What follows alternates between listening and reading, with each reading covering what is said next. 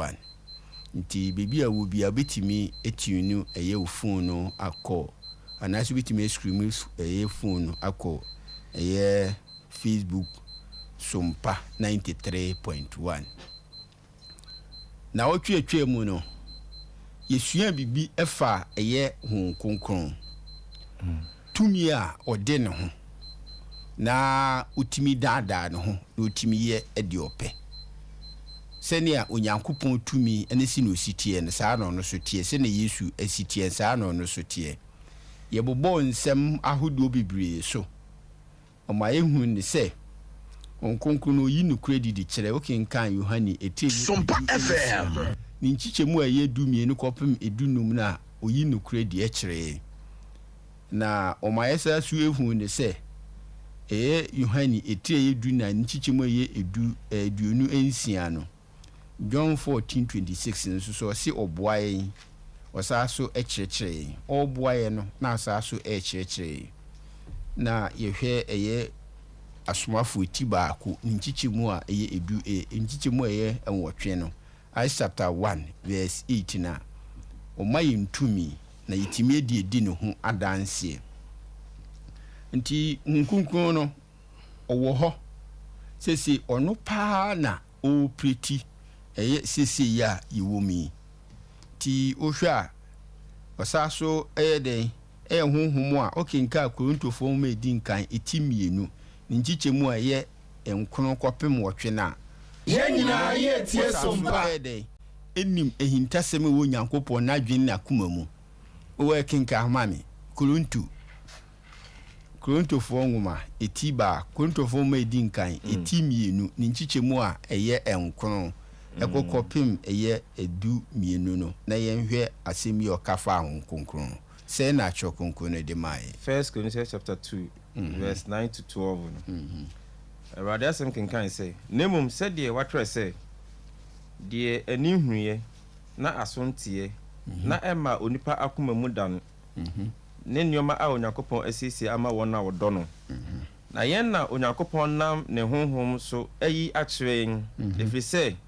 honhom no pepe ade nyina mu o si yen na hon konkron no eyi ade akire na opepe ade nyina mu ko o say Nyankopon nyoma a emu do no nso SOMPA FM Onyankopon ni trimpo de ehinta no hon konkron no ene yi ne didi kire ntia ono na dwuma no oyi niema di ne de kire ana tu yen sa so nkwantintiam a because eye breni nti Roma form eti eye edu num tichemu eye duasa Roman chapter 30 Roman chapter 15 verse 30 no ehwe onkonkron a se na ositie o ti se Nyankopon nti o se onkonkron eye den a se na ositie Roman chapter 15 verse 30 no nanso enuanom minam yen Awurade Yesu Kristo ne honhom doso meso mo se monko mi ebia wo empaye a mobo Onyankopon ma mi po kakre bi o mi se o si oyede ni hon konkron eso ani dia ne do na se ne a o si Yesu Kristo se ne oyede do Onyankopon do wiasi na odi ne do baba ye nyina ye tie SOMPA odi ogini di no benya dan kwa no o si hon konkron so ye den a o si odo hon konkron so nam ne do so ndi hon konkron so odo o watin kat se ni banti no odo no enti se ne Nyankopon tumi sitie no ana se ne Nyankopon sitie no saa na ne tumi nso so nkonkron ede esitie Nyankopon wodo enti no do wiase no de ne doba mai nkonkron so wodo a Paul so edi eho adanse enti o kire se ne ede esitie ana okinka Korintofo nwoma etosumie no etie ye dumien sanu ani duna na wonso otimini nipa di nkita ho se ne Nyankopon ni nipa di nkita ho se ne a Yesu ni nipa di nkita ho se ne abofo ni nipa di nkita sa na nkunkusu ni nipa di nkita ho sesai 13:14 Second Corinthians 13:14 yenhwe onso sesai o say SOMPA FM Onyankopon ni do ne hon konkron ayonkofa enka bo nyina amen o si die di kan Yesu Kristo na dom ani ne do ne hon konkron ayonkofa o wo se ba ko no ka hon konkron ne do ana so aba be ka onyankopon ne do ana so wa kire hunkunkun ayonko a eni nipa di nkita ho ti hunkunkun no oni nipa di nkita ho pa se ne onyankopon no eni nipa di nkita se na Yesu ni nipa di nkita sa na hunkunkun ni su ne ban esitie ana yakinkan Timothy nwoma edinkan 89 ni nchichemu a baako no ne anhwe se na Yesu kasa nipa ho onkonkron so no yenhwe eja no so am yehu so kasa nipa ho se na onkonkron so si kasa o se say 1 Timothy chapter 4 verse 1 na honhom no kan pefe se nyina ye tie sompa won se ahasoro se de ya onkonkron no kan pefe o kasa onkonkron kasa te de eja kasa ene se ni Yesu kasa o se hunkunkun kasa kire impefe se ekire na ibi ho ye oto aso a o se ebi befa nnada honhom ene ahonhom mone abeda nipa o wiase nyina nti hunkunkun o kasa se ni Yakobon si tie no se ni ame wodo o wotima wo ahumobro no sa pepe na hunkunkun tie sa ni Yesu so tie ena Onyankopon ye honhom Yesu oye honhom hunkunkun na akasa soso no yinya hiase mechirem biem se onso sa no sete onso ye honhom na tumi na ekuta omu obi etimi daadaa ne ho nakre otimi dane ne hu nipa se ne Yakobon si dan ne hu nipa o ka se mu enwubo nipa si ensuba so ne enseso no sa no so ote ndi otumi a otimi daadaa no ho na ni dwumadie no orne represent SOMPA FM ono no onyi ni ho adi wo nipa mu te se de Yesu yi ni ho adi wo nipa Yakobon si yi ni ho adi de awo nipa mu si ehu obi a wadi napi okay nkan Daniel chapter 7 na osi ohu obi a wadi napi na obi otise nipa ba so ba de wadi napi ho no nkwaje nhihye o mo tena ase se sa se na esi obi a demonstrate take in a part ewo ho nti honhom no no owo ho okasa owo do okasa kire nipa oni nipa di nkita ho go mekodu kotechi ni ahudo bibre ye bre ni nti no amen pese ye be ko emu nchemu oyi nsemi pop ye de efri mu de kire ye se sei na onkunku di ndwumadie ana 2 hunkunkro no ade baako a o demonstrate wo ho pan se o di achede nyina ye tie sompa na sa achede no onu di manipa no enumu na akwakọ ye nsem de gwa odi adifo no ka se wie ne no obehwie no nkunkuru egu mabawa ne mrante so ebi beye adifo ebi beye asomfo ebi beye chechefo good nti no Joel chapter okay kinka Joel chapter 2 to asomai na se be yempese de ano be kan se mebni ahwe achede a ode manipa na sa achede ni mu no bo samso ewura achede ni mu a enne onu susu ede ni die demonstrate a enukura bigi hini wo nyamia sofi kra kese mo eche dia original one na se papa na ono akaza ede ma nipa no Joel chapter 2 verse 28 nse na chokonko ne na ye echi no mehwe me honhom agu honam nyina so na mo mabani ni mo mama asenkom na mo mpani SOMPA FM na mo mrantie ehunu enisuade amen nti ohun otwa ni tia se na die wie no behwie ne honhom agu nipa so because ne nkunkron yeja be na dwuma Yesu abe na dwuma honhom so efi na du ono so platform nti nkunkron so no osi enne die wie no tumi ni beba onipo yesutie so ebi be susu adaye ebi be hye nkom ebi be ya keteche obobo adomache dia hudu opia nkonkron le de ma na neno ade aye bi gina so pa last week na ebi efemu na emu na ebi gina eno so pa because no kwasem nie enne bonsem afasa ade ne so ma agi hini wo aso de mu a chese yenye hu twabre kra enne obi wo hono mu a ofiri oyede obi ekunu ho oburu aso dem dana no no asase ekabi se ya chede anyamde man nipa nyina ye tie sompa nti ameye nhunu eye de eye papa ene de enya papa soro na akasa no ebedi ni ho adanse yenkwe Mark chapter 16 verse number 15 to 17 no na yenhwe de atro konkon no ode ma yen ewo eye ekwan a Yesu ema nipa akwama ɛwɔ saa adom akyɛdeɛ na ɔde maayɛ no. Mark chapter 16 verse number 15 to 17 twerɛ kronkron de maayɛ nsɛn. Ɔse na wɔsen wɔn sɛ monkɔ wiase nyinaa nkɔka asɛmpa no nkyerɛ abɔdeɛ nyinaa. Na deɛ ɔgye die no na ɔmmɔ no asu na ɔbɛgye no nkwa. Mesi so biem no ɔse na ɔse wɔn sɛ monkɔ wiase nyinaa nkɔka asɛmpa no nkyerɛ abɔdeɛ nyinaa. 16 no na deɛ ɔgye die no na ɔbɔ no asu no ɔbɛgye no nkwa. Na deɛ ɔnye nie no obebu ne fo. Amen. SOMPA FM. Ɔha ɔtwe adwen gyina so sɛ ududuru 17 no na nsɛnkyerɛnne yi bɛdi wɔn a ɔbɛgye adi akyi. Medi mu obetu ahombɔne ɔbɛkasa kasa foforɔ. Amen. Amen. Sese no aha paa ne yɛbɛgyina kasa foforɔ no ɛna sese yɛbɛgyina so paa na ɛyɛ awerɛhosɛm awɔ asɔɔdɛm na nokwasɛm nie ɛmma nnipa nye twaberɛ ɛnna koraa woda no asɛ nyame sɛ nyame mmoa na nka gya ɔma wodwodwo ho sɛ bɛyɛ a wobɛnya much concentration awɔ asetrɛm no wabrabom ne nyame di nkita ho no sɛ wonni saa deɛ no bi a ɛsi hei wonni nyame tumi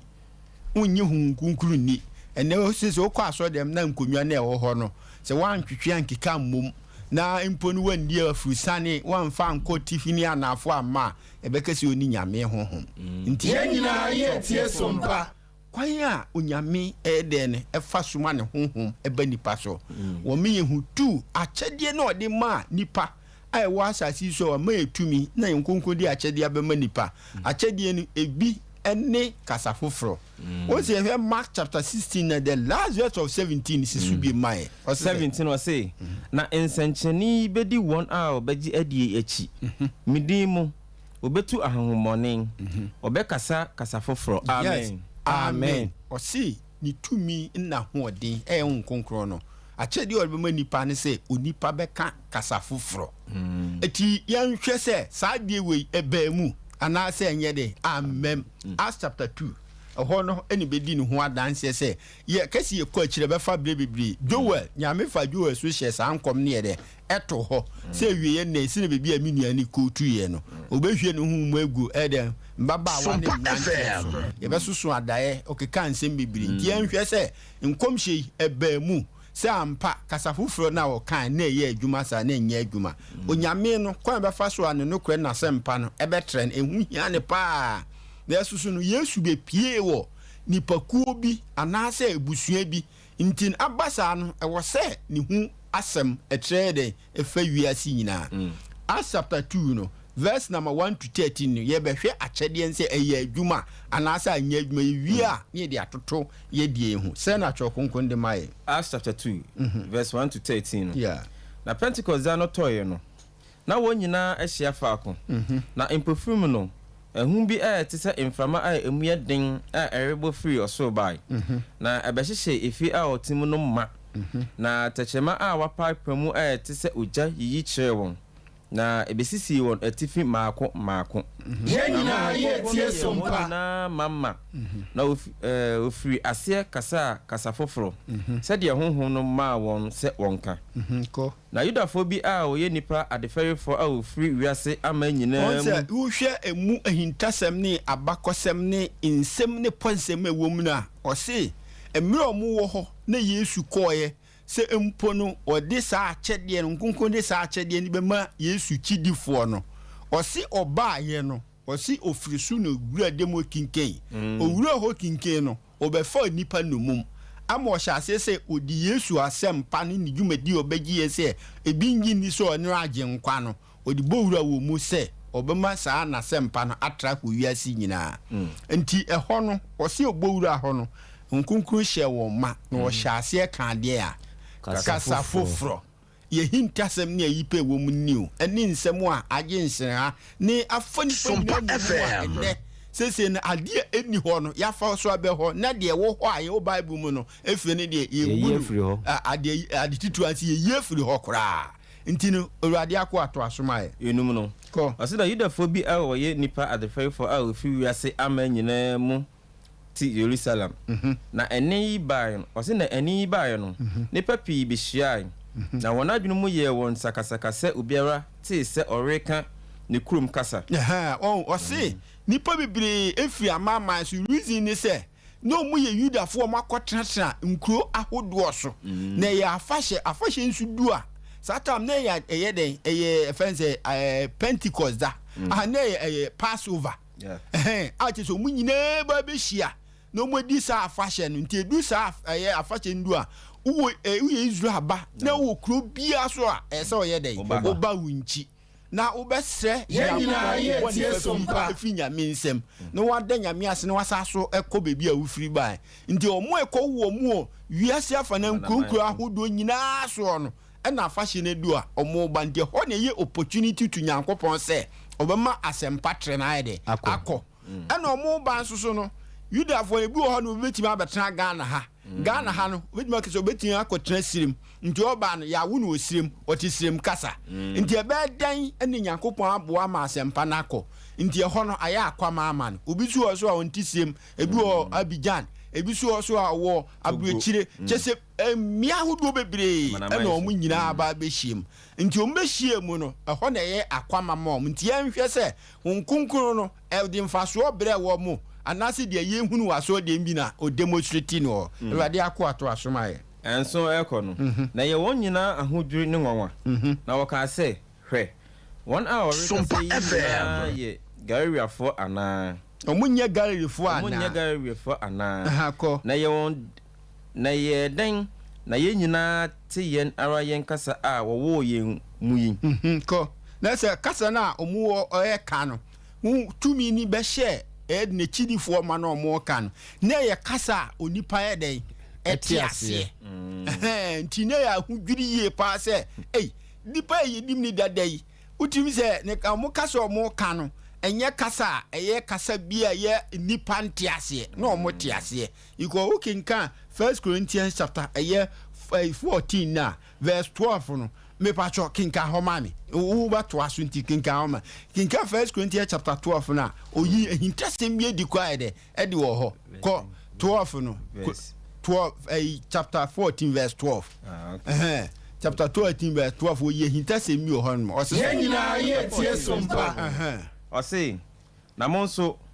mobɔ honhom fam nneɛma ho mmɔden ko mo nhwehwɛ sɛ asafo no nkoso nti mobɛboro soɔ amen to ti okufa new ase bɔfo na ɔse dia mo kan mo nka dia nam so bɛma asafo no dia enkosoɔ nti kasa na mo ka no nkonkron ɛbaaye no ɔhwɛ nipa nkosoɔ na mu wanhwɛ dede ɛne ɛdɛ no miusire mi sinchemu kwa wanhwɛ dede ne toka ne emu attempts ahodoɔ ɛne mu kasa ahodoɔ ɛne nneɛma ahodoɔ no ɛnyɛ nu na ɔhwɛ onipa nkɔsoɔ mfasoɔ de bɛbrɛ no sɛ asafo no nkɔsoɔ mfasoɔ de bɛbrɛ no ɛne ne mpuntuo no ɛnti na nkonkron bae ɛnti ɛno nso na ɛbae a ɛyɛ ɔmo nyinaa ho dwiri sɛ saa adiifoɔ no anase saa asuafoɔ no asɛm a ɔmo ka no ɛyɛ asɛm a ɛyɛ ɔmo nti ɔmo kasa na ɔmo kasa to asomae ɔse nkronkron no petifoɔ ne midifoɔ wɔn sɛ efi na ɔbɛkyerɛ nkɔfukuo a ɛbɛhyia mu yɛ de ɛwɔ hɔ kɔ te sɛ ɔse ɛbi te sɛ ɔmo mbɛhyia mu sɛ Ghana ha na afakyɛ ne kɔ so a ɔmo mbɛhyia Germany foɔ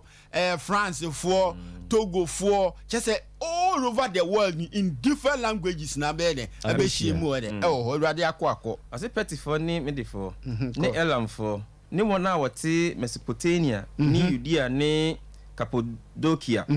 Ponto ne Asia Phrygia ne Pamphylia Misraim ne Libya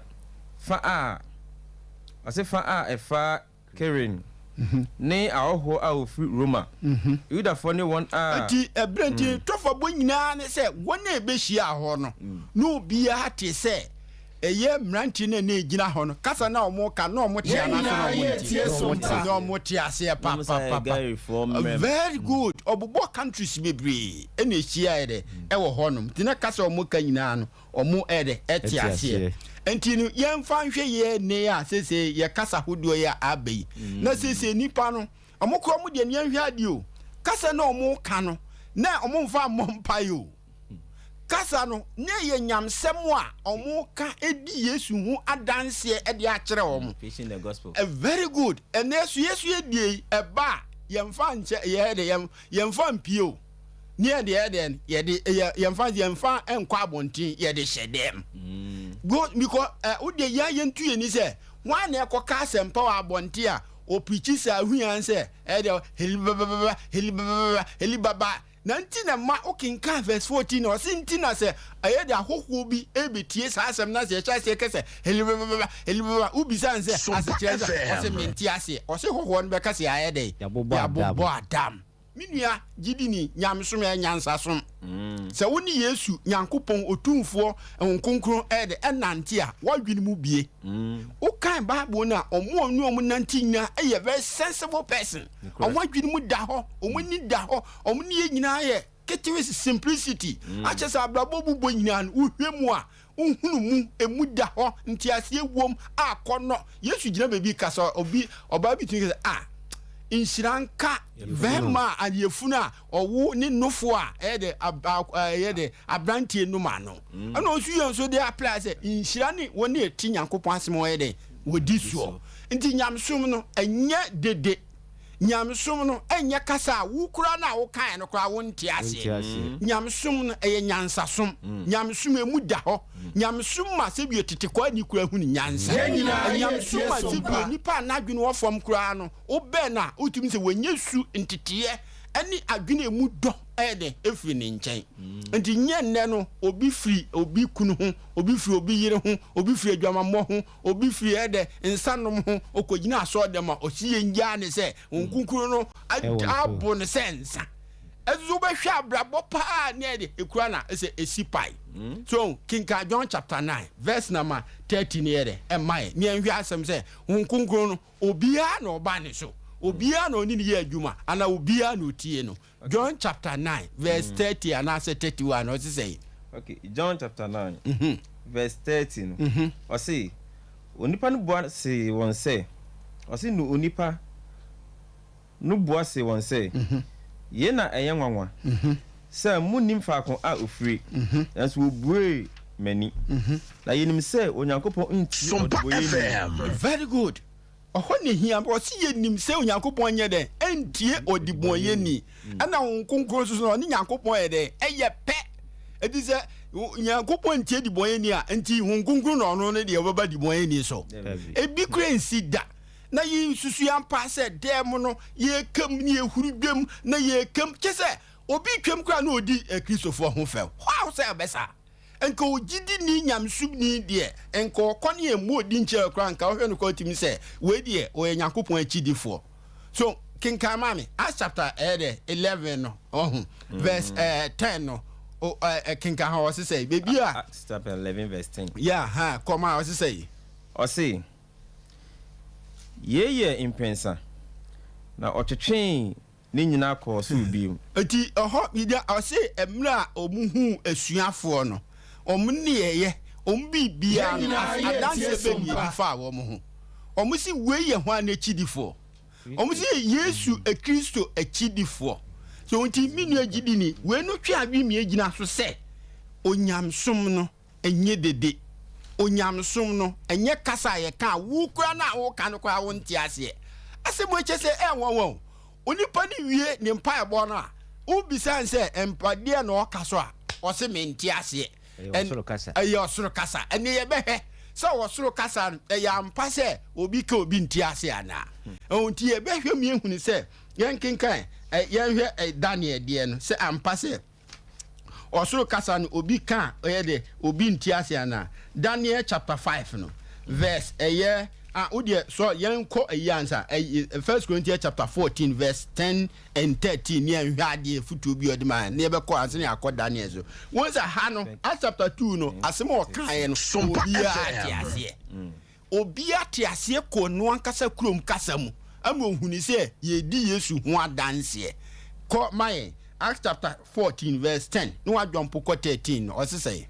Acts 1 Corinthians chapter 14 na 10 no adwompo ko 13 o se say number 10 erode asem kenka se o se kasa hodo bebre na ewo wiase nanso emu biara ni ho a eni de ekire mo o si kasa bebre ni wo wiase na emu bie ni ho a eni de ekire na eni ntia nkyerase wo bisa mampusi ni asem o kae na wontimi ankyerase ankyere ni nua asantini a na hu mampusi ni a wo bisa na mampusi ni betimi ade akyere ni nua mampusi ni asem na o kae na ase Ushia aigbeni na semi obeka wontimi ankyerase ankyere ebia me a me yemfantini a ede asem na se a ohia ni nua aigbeni a ubisa nse asem me na oka obekyerase akyere ni nua aigbeni no nti ose kase bebre ne wo wiase na mu bie ni ho a ede eni nkyerase ni nyina wo nkyerase because okinkan Genesis chapter 11 na eho na kasa hodo o hyase eti yenwu ni se nyame no kasa hodo no ko hyase gra no we sole a we ni ne yere de otene te kasa ba ko na pa na omukọ nti kasa bebre ni wo wiase emu bie ni ho a obi ka obi nye ne entiase to aso 13 ni mai enti wo se enti de okasa kasa bie no omo mpaye se obetumi akyere ase ati nyame hira o se wo a wote aso de mo na wo ye heri baba na ye bisa a wo so wonti ase na odi je ohumina na se na pese odi hye won konkro se eye huhum na kyede no o si hwe yie de o kakasa bi na kasa na wo ka no wo ye de wonti ase a o si e very careful na bompa ye se obetimi akyere de awo ka na se na wontimi ankyere ase de a menua na ese odi won sa ye de eto wa no kontofo nwuma no kontofo nwuma edinka ti eye du na nchichemu a yakoni yinya tama yentu ebo ase eya ne akofa verse 2 no so obi bompire a onkasa nchire nipa okasa chire nyankopon how na wu nipa na okasa chire nyankopon no kura wonte ase na nyankopon na wo hwese obeti dia wo kanase minia gidini yenhu ni se eye de no nyamsum na ko ese anansesam a wo to no no wa ede watu ni ye enti miamfa nsem a eni ho emmehye ho de bia meka se enne wo hwe ye nyameson a subampa no ayira ni nti no ye pese ye fo so akweti nyameson ye nkweti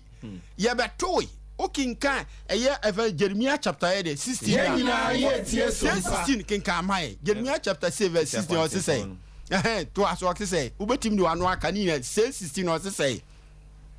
Mercy 16 so wasi yenko gina hefa titi atimpon so dia kwampa ne da no ne emfa so ne ebenya de ebenya home ama yenkra nti nyamsom no eye titi atimpon enya nne wasi kasa bebre ne wo wiase ne mu bie ne ho ani nkyirase nti se wo kakasa bi na wo nti ase a wasi bompa se wo de benya aseche na se fi se wuntimi mo ho mpa nya asechera kawanutum because ukinka verse 12 na o se yenye de ma enkoso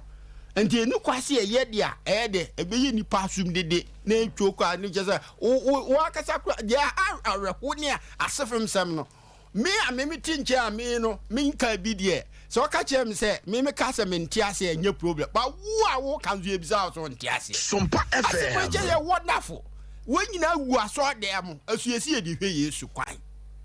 Yesi wenye gwa so de bia de hye nkonko se nkonko adomache de wo se de abubo so nyina aso miate asese de eba esuafo no so no na ye kasa omuka na obi ti ase nti enya de ade a ye kasa so nku bi ye fufuru bi ye efiri ba bia yenko Daniel chapter 5 no ye kenka verse 11 ni adwompu to 24 eko 25 ne se eye Daniel de no osoro kasa na enne no ye adanko daada de ompe so omde daada mi ehu ni se sa kasa na muka helba ene kura de mi ntimi nka oma chesa oma dane na ko nyema hudu bebre obi ko what kind of joke is this eye maki so sum na ye biti se ade antiase nim kura chesa otimi se uhwem kura udwi ho kura antiase enne eye mpa won adane mi so ni ho etite ye transini mi esua na se nyamsom kwa ebeto ye no saa su ni nie we ni ho esanse mmamumuye bedosu na Bible kan ye no abebre do anu adwo no ani ye fo so ye de ye kreti ade ni ho ye de be hye ho ni edi sa so ade agi space se wo a won kan bie no ese oni nyame ho look at this Kinkamai, Daniel chapter 5, verse number 11, no I jump 24, 27, near her say, or soro kasa nipa tiase anase nipa ntiase. What ye kinkai, unkunkro, or say 1 Corinthians chapter 4, verse 1, or see a chilling no. Hunkunkro kachire mpefe na so osoro kasa na hunkunkro ye de no e ka no ndi o kan so ye twere ya na se ya ntwere ye twere ye de so ye de pension nsem si ya ntwere ye husi ne besi aka ne ebisa asase kire nso so a enso be bo achibidin minua nyame som no ye ni da oso Kinkamai Daniel chapter 5 verse 11 now go 24 to 27 okay osoro kasa ne ye be hwe no Daniel chapter 5 verse 11 no o say obalima bi wo waheni mu a enyame konkon hunhun woni mu na wagya breso no ohun ni mu anitie ni nimde ni nyansa asem no gira so osi negya na breso ohun ni hu dia anitie ne nitie ne se nyamsum de ma nipa no emu nipa woni ti unye woni ma hunyai unfa de den disturb obi untim ga twa ka papa heri baba enka che se nyu nya efese hunhum na che de David, was enitie na ohwan mu na wodanie mu nyamsum he okistoni mientia se so nyamsum ni a unim de unim trokunkru ni mu at the same time so wasem bia beka bia bible ni mu bia se he baba no ese o kirase won kirase kwa e master for ne koso because wo kasa kire obi wo bompa na utem wo kan faso ade bebro ni kirem Fa so bi ama pato ka chi obi se ja kro no ja sana wo nom no ja adwamamo na ye na e de na de bre no e bre ni pana se na ma ne nkoso to asuma ko ni nimdie yes nimdie ko ni nyansa se enyame nyansa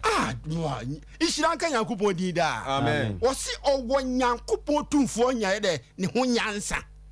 to asuma na waja ohin Nebukadnezar dinusi nkonyayifo pediahufo kardiafo ne nyankoncherefo supanyin amen no adwompo ko 24 nso se 24 no enu nti ono na oma insan no free betwere nkrochi yi na atwere a wakunche nu nie SOMPA FM ne take fasten minia osoro kasa ne ya kinkani ne yo onze osoro kasa no kwa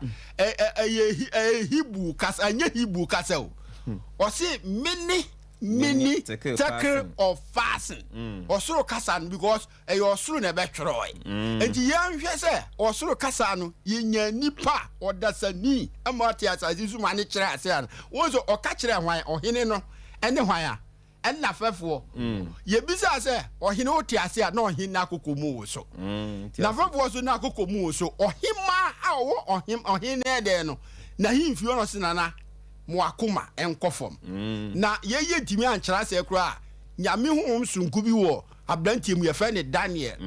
o nana abraso no ohin Nebukadnezar da ye oso kura woni mpa so na abrantie ni wo no oba be kyera ase nti yakofro abrantie ne ba ye nhwe because omia ya hu ne se first Corinthians chapter 4 eye 13 se o se kasa bebre ne wo wiase ne bia ne ni ho nkyerase e no se se kasa bia mo mpa se betimi ayede akyerase komae okay o se meaning Onyankopon akan wahenie osoro kasa na yenya abrante wo asase so o kyerɛ so o se mene Onyankopon ayede akan wahenie wa kan wahenie ko na wabɔ no yes wasi wa bo ahenie na to kikira ko take wakari wu nsiane mu wasi wakari wu awo nsanie mu ase escape edo Nyankopon edi ni nwuma eni ne ne abetu scale no odi nasem atu scale ba akum edo odi ni suba so atu scale ba akum edo owe ahwe ena nasem ne atwike ede ni suba no eno se wa wewu na wanye dey one twehwe se wonu yes one twehwe ko asi Paris SOMPA FM wacha wahenie mu de ama media fo ne Persia fo amen asem no osoro kasa no abrante Daniel no obi enimdie nyansa enitie nya ede no eni de enhunumu ahye ne ma no oba be kire osoro kasa nase oba kire ase o se enu no kire ase no e ma nkoso oyi ohene na ten o se wo ukenka verse 5 woni nya chapter 5 wonya o kire ohene no enyema ese nko fa ho nyansasua di firi mu na adwamammo ani ansade eni ensa a fura nani no akonkron di eni kwaso okosom no akoja didi agro onipa sensa kana no a obi yiri kwa no obo ntokro nwini hu mienu enti no odi omina otwa bi ene na ede na fefo ni num bi nani ban ho so ade ne mfata so obesum na odi asensa na osaso di eguru mu a obedwam no okuram na odidi agro nani ban ho so si na hini nyina ye tie sompa the same ansakro ya asoso no ama enam so man eye John the Baptist abre so no ye tiniti ti se de a eto pete so nti mini enyam so ma enyansa so enye dede enye si ehurudwam kasa o se kasa bebre ni wo wiase na mu bie ni ho a eni nkyirase nti Daniel be kire osoro kasa na de ase yenko eye 1 Corinthians chapter 14 na ehwa abiem verse 16 no ni enhwe asema eye de ode kache edi kire ewo ho 1 Corinthians yeah 16 no chapter 14 chapter 40 verse 16 ose say na se wo de honhom hyira a ebe den na de onti ase no agye waseda no say yeah amen ebre a wonim de oreka yes I want asem no ayi no ho no o say ye hia wa asore dem na asore dem ni ehia ye no kese ye be bom paye afa ayi asafo ni nkoso ho wo sore ya no o jagum hey oh my goodness na nipa ne ntiase ebe den waje so say amen esasem no ntinu wo a wodie nim se wodie nim ya bom pae ewie na de he ahase o se ewie na se wo stop no na wo ehwie ni wo ehwie nim ye hu di abeza o kire na ebe ne ni age so se enye ho ana mpaye bia so ye bo bia no se ye bom pae se asafo nyame mu ane nkoso ye nyina ewie a ni age so amen che se Awurade mu ane nye den emrem sa amaye ana obi se ye nyina ye hia ni akase ye bom pae de afa evese obi a oyedwamamoni a awehosem ni no mpaye ba akopɛ no etimi kɔma obi a Paul mo so mpaye no mo bom so mo bom mpaye afa dwamammo ho a omu gina so pefe se ye nyina ye tie sompa ade a ɛha ye dwamammo ye hu oba bi ona se o chata ye ntimi ye nti ye mmobɔ ni ye ni nye de enkɔ apam na yentimi nisu nkunim omuwie no a Paul Jesus say amen na ejidifo nyina so akase amen kese enye ho obi atiase ntina no si onya aboafo ho so mo ta ne jika say enye ho ba ye die so no ye hwe ade ye bom pa ye say ye peska koto asoafo ne basa ni nyina agya helibaba ye wia ye sa so bom pa ye say empono asafu ye benye sika ne akoto asase empaibo helibaba ikise empaibo ba akono efo bibie bi kasa ba akope aso amba minuano nyamesum eye nitesom nyamesum eye nyansasum nyamesum eye nimde enye dede ena ye noy enti ye de asu de empaibo ba akope no atimi bofa adwamammo ho etim bofa asase prot ho esa timi bofa asase kae koto ho esa timi bompa ma aye sofo no bebi e de kwakoma empire ba akopo eso kopa bible no mu a ade bia wo empire a ye mudi gina so de bo esre mo afiri nyankopon ho minu agidi ni minu akristo ni o se wa sa ahohum ni bi wo mu na wo making noise na afa ne say ehun konkron na ye de no e de ama wo no o si bompa so be kirase ndi o si se nkirase ni wa nipa no nye de ye wa no kanka na no ye de entum yenkwa 14 no ho a ni akinka e 7 to 9 no okay 1 Corinthians chapter 14 verse 7 to 9 o de ma yen say o say sanso na se nioma a enkwani mu a ejeje te se nyina ye tie sompa oni adofo po onim ewie na niema ye de beje nkyereka na se ye de betuatua nipa aso enti ode hunamfam niema bi na ye mfato ho an hunamfam no se ode niema o ma onipa eye de no ebo nipa nkaye amo nipa nya ahoto se asem se na eba enti se na wase yesu ye ahobo ha de ehia no ana minua ne kenka no se to asoma he ko o say anasanku sɛ ankyerɛ ngyegyeɛ ahodoɔ no a ɛbɛyɛ dɛn na ɔbɛte deɛ ɔhyɛne anaasɛ ɔbɔɛ no ase saa pɛpɛpɛ wode ɛmfa mmra fam paa sɛ ɛbɛte aseɛ wo sɛ yɛ nnwom ansa na nnwom bɛba no beat di kan enti wonya hu beat na apɛ no wɔhu deɛ na ɛba nnwom no ɛba ɔnim gyenti na ɔmayɛ te aseɛ sɛ obi ɛkɔ ɔsa anaasɛ bia mekɛ sɛ obi bɛtu ɔman yi so saa ɛbisrɛ ni bia wɔ ɛdɛ barasi bia no ɔte abɛ bia na onya te abɛ na wɔhu ni sɛ deɛ na ɛba bibi asi anaasɛ oyɛ abɛnya ɔmobɔ a menua bi anyame mfa ne kra nsie watra barasi pɛ wɔse yɛ wɔ abɛ bi wɔ hɔ mobɔ ne barasi a ɛkyerɛ sɛ bibi ɛba hɔ ɛne wɔ abɛ bi wɔ so ɔmobɔ ne barasi a ɛkyerɛ sɛ ɔmu kɔ parade na mmom no panini bɛkasa kyerɛ nti abɛ bia wɔ deɛ ka ɛwɔ ne nkyerɛ aseɛ so nti sɛ wɔse obi bɛgyina hɔ na nnwom na ɔbɔ pepepepe a wobɛde ahunu nnwom kɔ ɔbɛto menua ha ka no nyamesom is this nyamesom nyɛ joko de bia meka sɛ asɔɔdan mu no bɔne ayɛ hɔ ma ɛna wo nkonkron atwe ne ho afiri hɔ ɛna bonsima take place ɛna wɔn yɛ hu ne sɛ nyame honhom wɔ yɛn so ɛna wɔafa duplicate ɛsika sɛ duplicate a adeɛ a ɛnyɛ original photocopy ɛna ɔde abɛhyɛ original nana ɛna wɔahyɛ ama yɛ ahoɔden soronko na ɛna yɛ bɔ so yɛ di gyina so sɛ ɛna yɛ mpaebɔ ne nkonkron akyɛdeɛ so a deɛ ebi sɛ fa ho bia na ɔde bonsam ne de ama yɛ nti ewie pɛ no ehu si nyame honhom wɔ yɛn so wohwɛ yɛ abrabɔ so a yɛbɔ asase so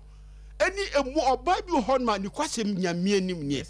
na no kasa a ɔka ɛde akyɛ ne kunu anaasɛ sɔfo bi ne niye bi ɔda ne di ofie na owi ɔsɛ nkonko wɔ no so a nnuanom abrɔ sɛm paa ɛkyɛ sɛ ɔhwɛ ɔbaa na ahosiesie a ɛdɛn ɔwɔ asɔɔdɛm a ɛno nko ɔtisi badwam a mekɔ nɛ ɛna me nuanom kɔ abi ka asɛm akyɛ sɛ yɛwɔ atade bi wɔ hɔ no ma yɛfrɛ no accident yɛse ne nsa baako ayi afiri hɔ kyɛ sɛ ɛsɛ mpofiri mu ana ɛde ayi afiri hɔ owie yɛ aso pɛpɛ no nipadua no ɛkyerɛ obi so wɔ so a kaba yi ɛwotu sɛ mekɔ a meyɛ bɛrima koro a sɛ bio no meyɛ bɛrima atare yɛhyɛ na adrɛse kama yɛmma yi soso no bonsɛ tumi a ɛwɔ mma mu ti no oyi na wo a mu na nufoɔ yi a mmarima hunu a sɛ wɔntiatia breka sɛ wɔantwe handbrake asim sɛ kim wodi agorɔ kura kaa kora de bɛhyɛ ɛgatɛm ɔba nso firi hɔ apɛ no kyɛ sɛ ɔma yɛ ho kwan koraa ɛdɛ yɛ kasa fa aseɛ me nua gyidi ni ɔse nyamesom ɛyɛ nyansasom wokenka daneɛ no a ɔma yɛte asɛ sɛ ɔse nyamesom ɛyɛ nyansasom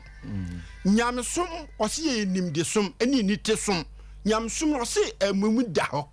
ɛnti me nua gyidi ni wei meyɛhu ne sɛ nyamesom no ɛnyɛ heri baba ɛnyɛ mpatwo asi Daniel chapter 14:7 going asi kɔ ɔse ɛnwɔtwe no na sɛ totobɛnto no angyegyie a hwan na obɛsiesie ne ho akɔ ɔsa saa ara nso na sɛ mode mo tɛkyerɛma ka asɛm a ɛmu ɛbɛyɛ dɛn na obɛhunu deɛ mɔreka yes ɔse sɛ ɔka toto ansɛm no bebree ɔse sɛ totorobɛnto no angyegyie a ɛbɛde na sogya ni ehu ne sɛ obi ba bɛto ahyɛ yɛn so ɛna owie no ɔse sɛ yɛtekrɛma no koraa yɛde kasa no sɛ emu anna hɔ a hwan na obɛtumi agye so sɛ amen na wo na wo kakora bisa sɛ asɛm na wo ka no wowie aseɛ ne sɛ a na ogyina wo hwɛ w'anim me nua gidi ni we ni nyamesom we ni we a yɛde kɔhyɛ Yesu kwan mesi otumi bebree na wa so de mu wobɔ mpaye ne nyame ɛyɛ de wonya anu yi a ɛmfa nhyɛ wutiri mu sɛ ɛyɛ Nyankopɔn na ama anu yi ana sɛ tumi nkonkro na ɛyɛ de ama wanu yi o we walking kan ɛyɛ friends Numbers chapter 6 na wɔse empo sɛ woyɛ odiifoɔ na wo ka asɛm na ɛbɛm na wowie na wɔse yɛ nkonkodi nyame foforo akyi a ɔse sɛ nipa ntie no edi nya anu yie na baba na the solution abrabo a wo bɔ suban ya wo kura mu adwene wo wutiri mu anamu a wo tuo kata hye de a wo ye adwamamu a wo gusuo nkontompo ane niema hodo a ene bible no enko no ɛho ne the main solution and the main problem na nya mpa ebo na wo be de bobo na anu ye be ban because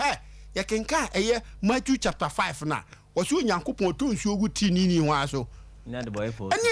nyina aso ndi wumpa bo anu ye no nya wadwen sɛ woyi anu ye na no nkyɛ sɛ wo no de awo ye ne trindi nyame ye de etio onuane kenka John chapter 9 verse 31 say osi enim so Onyankopon tie di boye ni dia empaibo nti minu agidi ni kasa na wa ide o kasa kire no o me hu ni say kasa bebre ni wo wiase emu bie ni ho ani nkyerase ko mai Matthew chapter 6 verse number 7 no Awurade asem kenka say more bo mpaye kasa pi kwa sabosomsomfo yes o jese o mo kire kaso help there be okinkan eye enwom Psalm 130 na verse 24 no o si yembie anokra ni Nyankopon ni bie hia to asomai o si osusu say on kasa tintinti obeti won enti monye se won na ajanim nioma a ehia mo ansa na mo rebisa asem ni ti abosomsomfo na oni Elia hia ya na omoji omohome na no Olia so mun kasa bia mo nyame no wada ebia mu huru gye huru dwam ni ayesi helibaba chese oh my goodness and then nyame suma ye rough too much and obi hu Kristo ni kura na ohu yesi Kristofo minua we quotation Ezekiel chapter 25 no verse number 5 to 7 na yenhwe efutuo ni kokobo na asekinka Amos 5 verse 23 ya minua sampakani ya bie Amos chapter 5 verse 23 na sampakani de ntotosu bie Ezekiel chapter 25 verse 5 to 7 no say na chokonkon ma ne ye hurudwam ye tie kokobo de man o say Ezekiel chapter 25 verse 5 to 7 no ko o say na me de rubber be ye yuma adan ko na amanfo asase ayenwan butubia na mahunu sɛ me ne Awurade na sɛ Awurade Nyankopɔn ɔse sɛ Awurade Nyankopɔn sie nie ɛsan sɛ wabɔ wo nsɛm na wode wo nan apempem fam na wahantan nyinaa mu wama wakoma atɔ yam ati nyinaa yɛ tie sompa merentene me nsa ɔse meretene me nsa atia wo na mede wo ayɛ amanaman asadeɛ so wo se ɛsan sɛ wabo wunsem na wudu na pimpim fom ene yempa bo nse ne yebo no ahantan nyina mu bo mu yempa bo ne ahwese ne esi bo no dwani ahantan ini ehuri ni edwam tiem osi aniye we na ye no Onyankopon so obe on tre ne nsa ye nso ana Onyankopon pedede o osoro no wo hwe osoro pa ne hihye wo ho a omu nyina bibia de dana kwan mu odale him no motokra odali chese abibia koso cool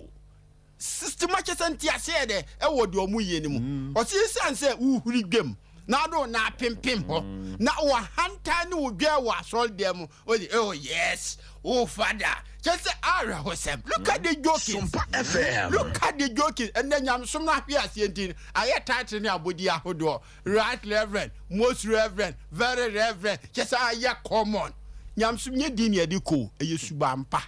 ene edi wura wo soro to Amos no mai o se say Amos chapter 5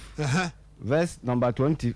no o se say Erode asem kenkan say was he you will jump to the free me so yes na wonsem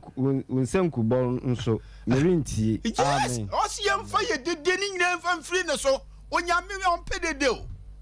o yame ye silence god o se o mbie wa no kwa na minim bia wo hia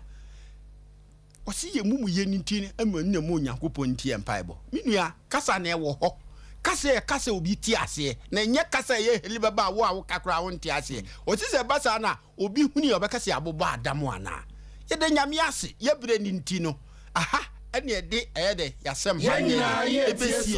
na ya me nua no akire ye kira kwan ene numbers ne ade se be ya se wo pe kira kwan ne atoa eye nyamsum no ene bible mpense mu a yinyina ya ka abum ye de yesua wei ene yese ne sei amen yo anyuan modofo munuan memeda kwanhofo a yeso ye new reformers na ye wo kode apagya uduru SDA no junction no so ho no ma wonsanifa so ha true faith for somebody bi so si ho odi ewuram nebra oba wanim kakra ɛdan di kan de to so mienu na chipe na yewo ho na anuanom yehia mu na yenso yesum yedin the Christ final warning onyankopɔn kokɔbɔ a wiye bere mu ɔde asoma yɛ sɛ yɛmfa mmerɛ wiase nyinaa nti sɛ mote yɛn kan na yɛn